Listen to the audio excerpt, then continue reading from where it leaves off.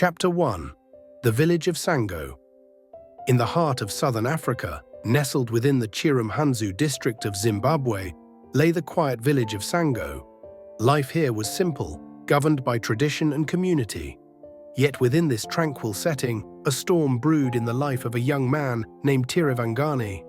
Born to Tirivangani, a teenage mother who left for South Africa in search of a better life, Tirivangani was raised by his grandmother, Grandma May.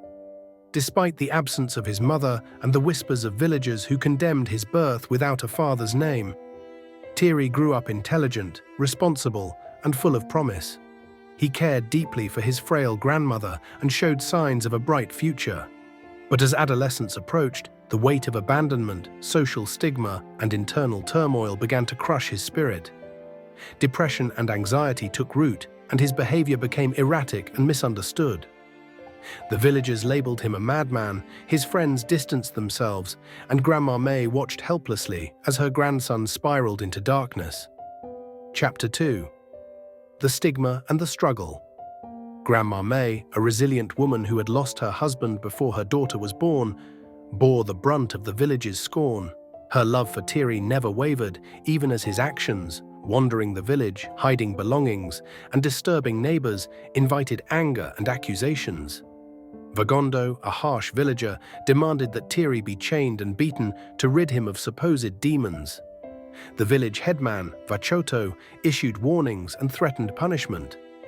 The community, steeped in tradition and fear, saw Tiri not as a boy in pain, but as a threat to their peace. Tiri's mother remained absent, unreachable and indifferent. Grandma May stood alone, her heart heavy with sorrow and hope. She endured insults, isolation, and the heartbreak of watching her grandson suffer without understanding or support. Chapter 3. The Breaking Point. One fateful day, Tiri entered Gogo Zambu's hut and consumed all the food meant for her grandchildren. Outraged, Gogo Zambu confronted Grandma May with venomous words. The incident became the tipping point for the villagers, who convened to take drastic action. They chained Tiri in a hut and beat him mercilessly, believing they were exorcising demons. Grandma May, powerless to stop them, held onto the flicker of hope that her grandson could be saved. Her love remained steadfast, even as the village turned its back on them both. Chapter 4. A Ray of Hope. Desperate and determined, Grandma May took Tiri to a neighboring village for a meeting with visitors from Harare.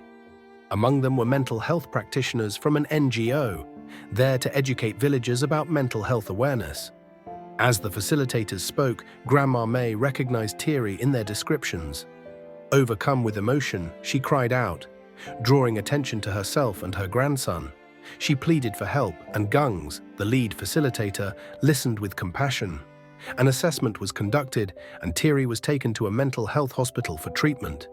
Grandma May was reassured and allowed to visit him any time. For the first time, hope felt tangible. Chapter 5.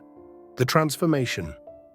6 months passed, and Tirivangani returned to Sango village a changed man. With proper care and support, he had healed and found purpose. He resumed his education and earned a degree in mental health nursing.